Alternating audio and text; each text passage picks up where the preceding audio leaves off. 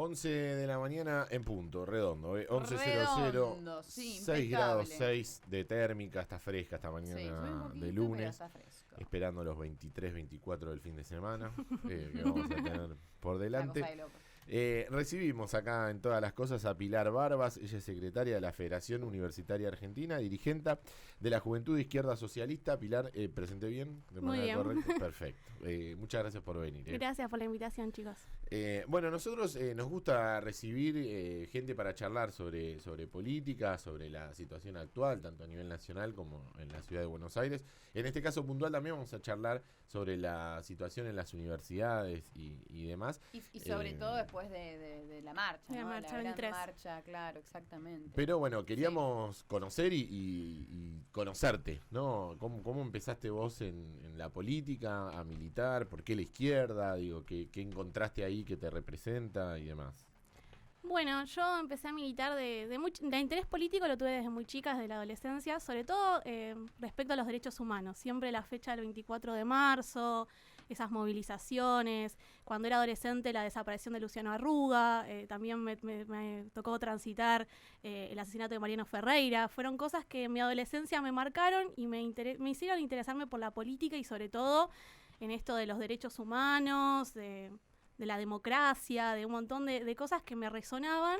Y cuando yo soy de Cañuelas, de un pueblo a 60 kilómetros de la ciudad de Buenos Aires, mi hermano estaba también ya militando en la izquierda.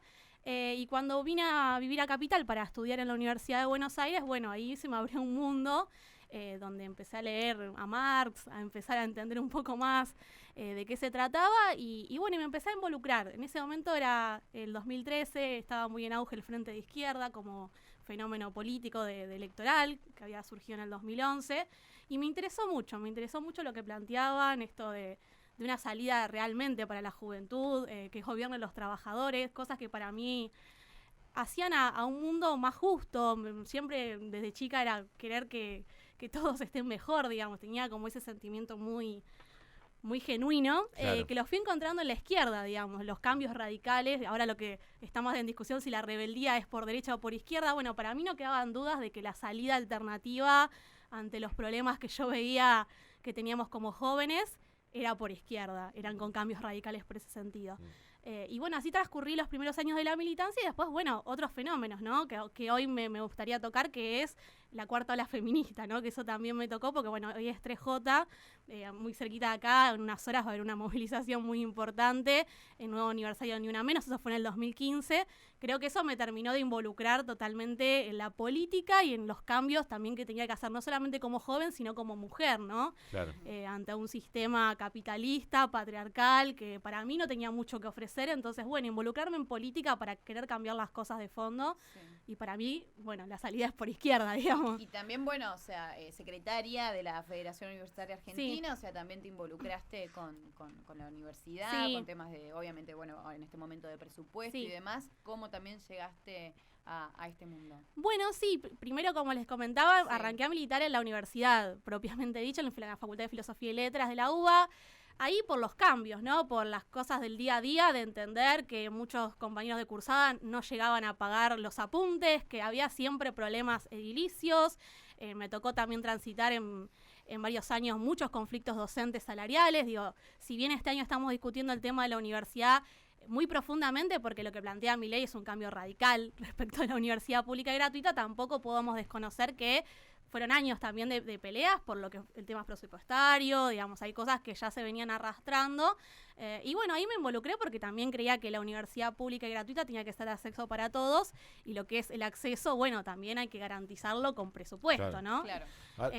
Ahora, Pilar, pienso en la universidad y me quedo con un concepto que dijiste, que ahora se está discutiendo si la rebeldía es de derecha o de izquierda. Históricamente, si preguntás, es de izquierda, Es de izquierda. y siempre cuanto más joven sos, más a la izquierda estás. ¿Qué lectura haces vos o qué pensás vos para que hoy se esté discutiendo eso?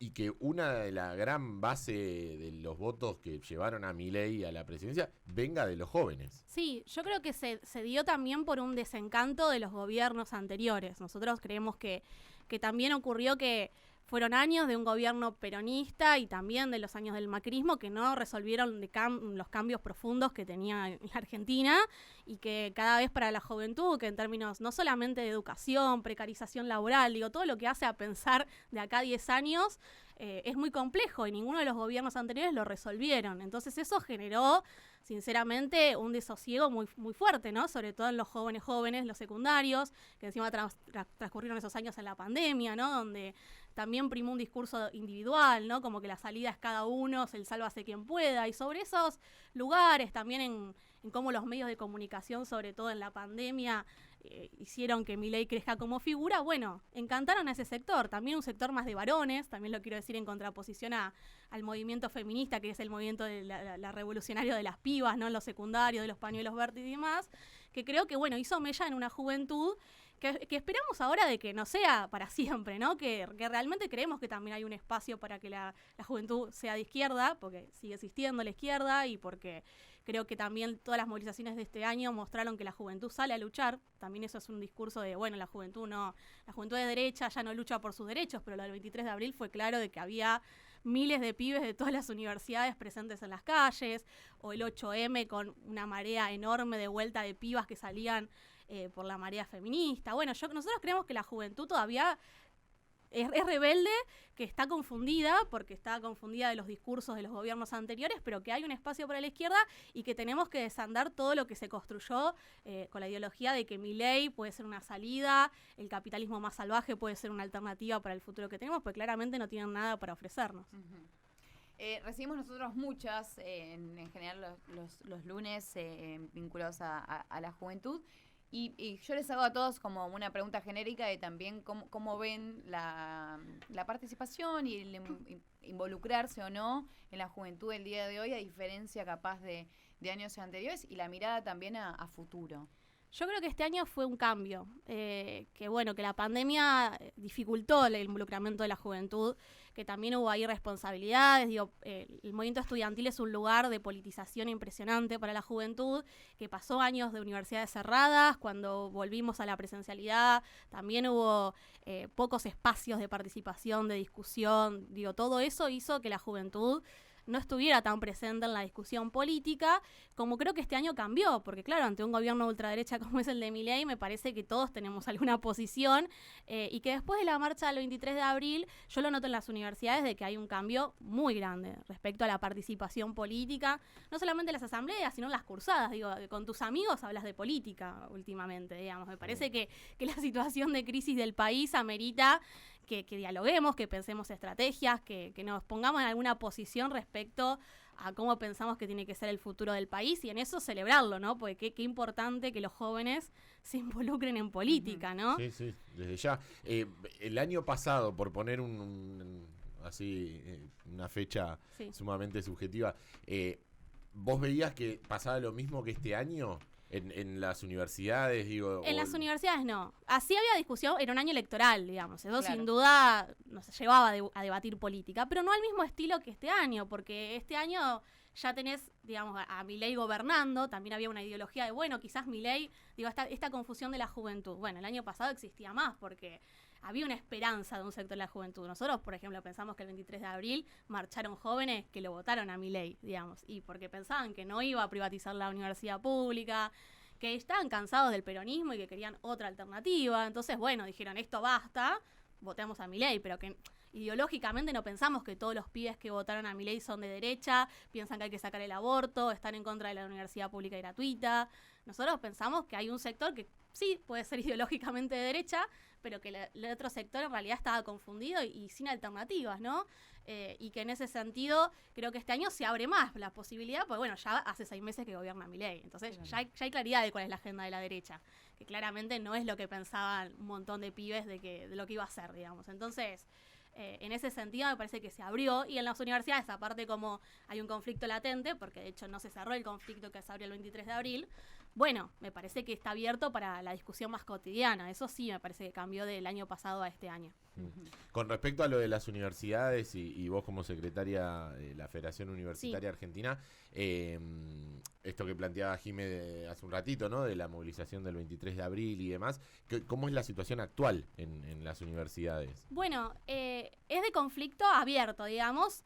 Sí es verdad que bajó en términos de participación masiva como la marcha del 23, porque bueno, lo que terminó ocurriendo es que el 23 como hecho político es muy importante también destacarlo, porque es una movilización demasiado unitaria, que lo cual nosotros reivindicamos, porque todos los sectores políticos estábamos ahí, el rectorado, los docentes, los no docentes, y creo que eso fue también muy importante para que sea tan masiva, ¿no? Una marcha histórica donde la comunidad en su conjunto salió a movilizar. Y después de ahí, bueno, ¿qué pasó? Los rectores, sobre todo, empezaron a negociar con el gobierno. Digamos, el CIN salió un poco de ahí de la lucha para negociar. Primero, el sector de la UBA, de Jacobiti y Gelpi, que terminaron acordando antes, 3 semanas antes, por lo que es el gasto de funcionamiento, que eso explico brevemente, que es el gasto básicamente para poder prender la luz en las universidades, todo lo que hace a los servicios básicos. Eso consiguieron primero para la UBA el 270% y hace 2 semanas para el resto de las universidades nacionales, que eso es básicamente el reclamo del rectorado. Pero bueno, eso deja por fuera... ¿Pero en la práctica ese dinero ya llegó o es a futuro? Bueno, no, claro, sí, va a empezar a... O sea, sí, va a empezar, va entrando y sí. Porque nosotros lo vemos de afuera, digo, uno de los reclamos era, nos prometieron el 70%, no sé qué, y nunca había llegado eso ese no había 70%. llegado, es verdad, y ya estaban prometiendo otros 70, pero todavía el primero no se había ejecutado. Exacto, sí, antes del 23 prometieron el 70 que no habían cumplido el de febrero. Claro. Entiendo que ya está entrando la parte de funcionamiento, o sea que podrían prender la luz el mes que viene, que era uno de los problemas principales para el rectorado.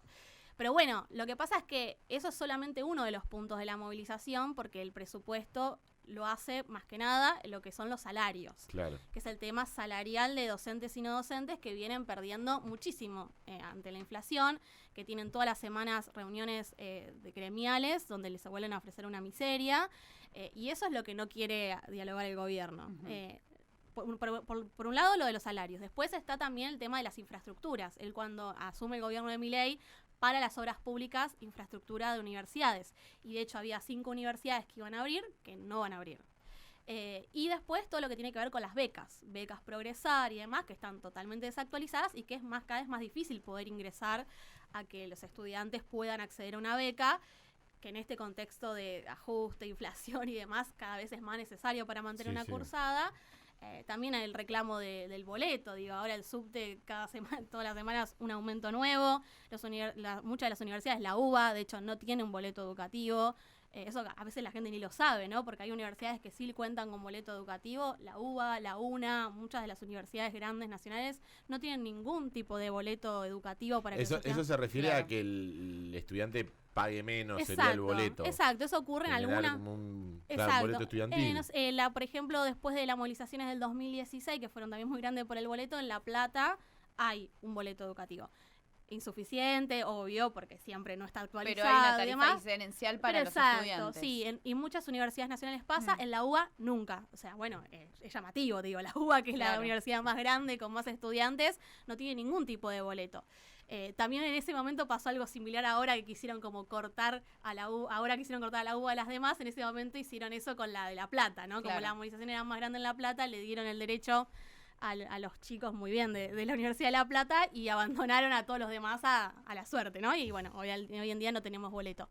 Pero bueno, digo, todos estos reclamos y sobre todo lo que les decía respecto a lo salarial, es importante porque esto no está resuelto. Entonces, los rectores dijeron, bueno, nosotros ya no estamos en emergencia presupuestaria, pues podemos seguir funcionando hasta fin de año, pero la realidad es que no hay una solución de fondo para la situación de las universidades y sobre todo le soltaron la mano a sus trabajadores, a los docentes, a los no docentes, que siguen con salarios a la baja y que ellos están planteando, bueno, así no hay segundo cuatrimestre, porque si no hay plata para pagar los salarios, estás en emergencia presupuestaria. Vas a tener plata para prender la luz, pero no va a haber nadie dentro del aula. Exactamente. Pilar, ¿y cuál puede ser el escenario próximo, o sea, que se pueda llegar a barajar si esta situación continúa, no sé, una nueva marcha o demás? Bueno, de hecho esta semana, mañana y pasado, hay paro de la mesa sindical docente y no docente, que es la que viene organizando junto al CIN y bueno, la FUA y todos los gremiales y agrupaciones estudiantiles la marcha del 23, ellos se siguen reuniendo y la mesa sindical convocó un paro para mañana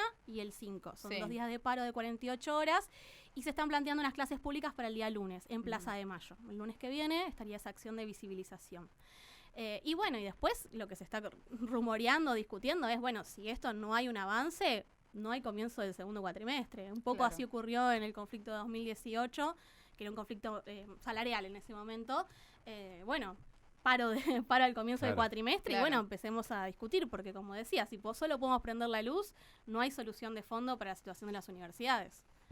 Esto es a nivel nacional, digo, todo el conflicto porque siempre también se charlaba acá, ¿no? Y lo hablábamos nosotros, que en la marcha esta del 23 de abril quedaba la UBA como cabeza visible del conflicto y demás, pero había un montón de universidades nacionales que estaban en la misma situación. Lo que pasa es que la UBA, bueno, medio como que se lleva toda la luz. Es el prestigio y también porque, bueno, ahí gobierna, como decir, el rectorado es Gelpi, es Jacobiti, que también estuvo saliendo por todos los medios de comunicación, entonces como que embanderó todo alrededor de la UBA, que también tiene un prestigio elitista por arriba de las universidades, que para nosotros eso es equivocado. Digo, la UBA es excelente como lo es y eso lo reivindicamos, pero también tenemos muchas universidades, todas las universidades nacionales son muy buenas en nuestro país, hacen al acceso de los estudiantes en todo el territorio, porque si existieran solo 3 universidades no se podría. Sí, sería muy difícil. Sería muy difícil, lo mismo las del conurbano, digo, para nosotros es importante que existan 60 universidades nacionales, y en ese sentido el presupuesto y la situación es igual para todas.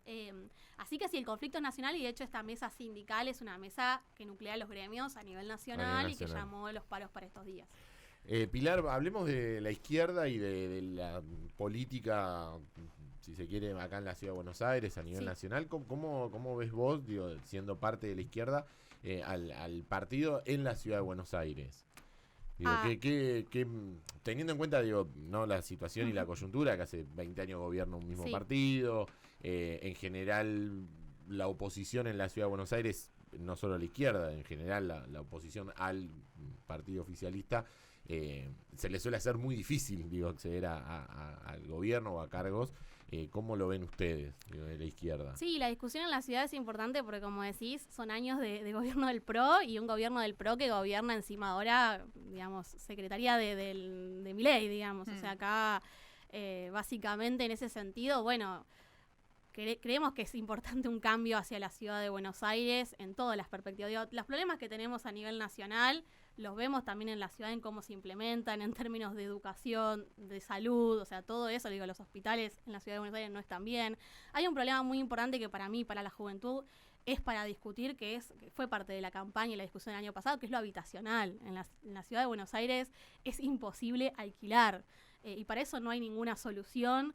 Hay un montón de viviendas ociosas que siguen estando para la especulación, sobre eso el gobierno del PRO no hace nada. O sea, de hecho, hay poca gente que puede acceder a vivir en la ciudad de Buenos Aires y ni hablar de los jóvenes. Bueno, también hay una campaña muy terrible de Macri acerca de estas últimas semanas sobre, bueno, hay que sacar a la gente pobre de las calles, también toda esa cosa ideológica que también la pregona Milei, que es muy terrible. En vez de solucionar el tema habitacional, en vez de poner más comedores, en vez de dar salidas presupuestarias encima de una ciudad que tiene plata como para mejorar los hospitales.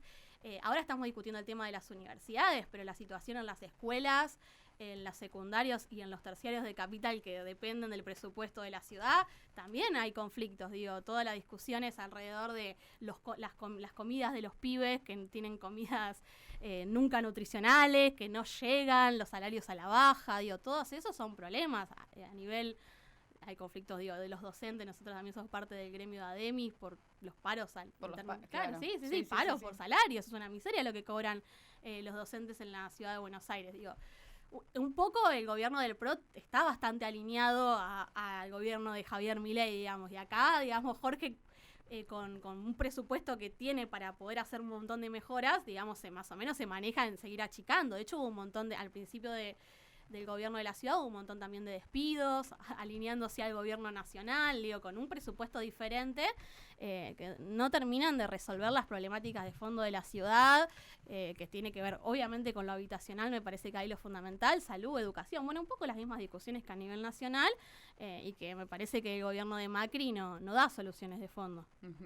Que, digamos, el gobierno de Macri también lo que se sienten como que también los temas de juventud y demás como que los deja a un lado, ¿no? Sin duda, el PRO en general, Sí. sí, es como espacio político el PRO, me parece que no tiene nada que ofrecerle a la juventud, lo voy a decir sobre las principales problemáticas que serían educación, habitacional, no sé, las discusiones acerca del ambiente, que también son muy importantes.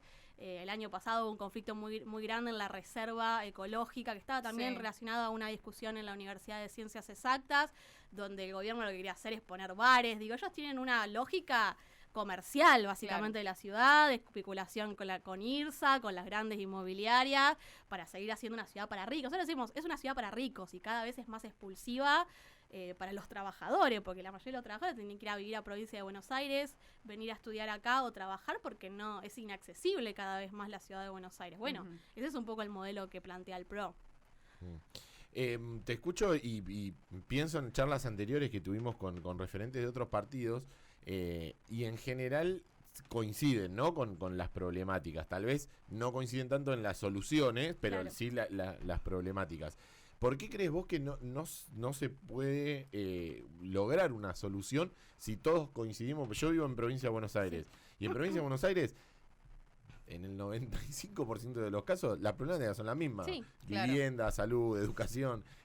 ¿Por qué crees que no se logra o no se puede llegar a un acuerdo general y que, nada, o sea, ese tipo de políticas, bueno, trasciendan un poco al partido o al gobierno? Sí, desde la izquierda yo pienso que es porque realmente nosotros decimos, no tenemos un doble discurso, digo, porque muchos de los que hacen propaganda política es, bueno, sí, yo creo que hay que hacer cambios en salud, pero bueno, tenés que hacer cambios radicales para poder lograr cambios, digo. Nosotros desde el Frente de Izquierda proponemos, bueno, tenés que tener plata, o sea, para el presupuesto educativo, para todo lo que necesitas, bueno, tenés que conseguir plata, digo, no es una abstracción. Entonces nosotros decimos, tenemos que dejar de pagar la deuda, no sé, tenemos que nacionalizar la banca, cosas que son de cambios estructurales, que no los plantea ningún otro partido político. Nosotros justo no vamos a coincidir, no sé, con la UCR, ni con otro partido patronal.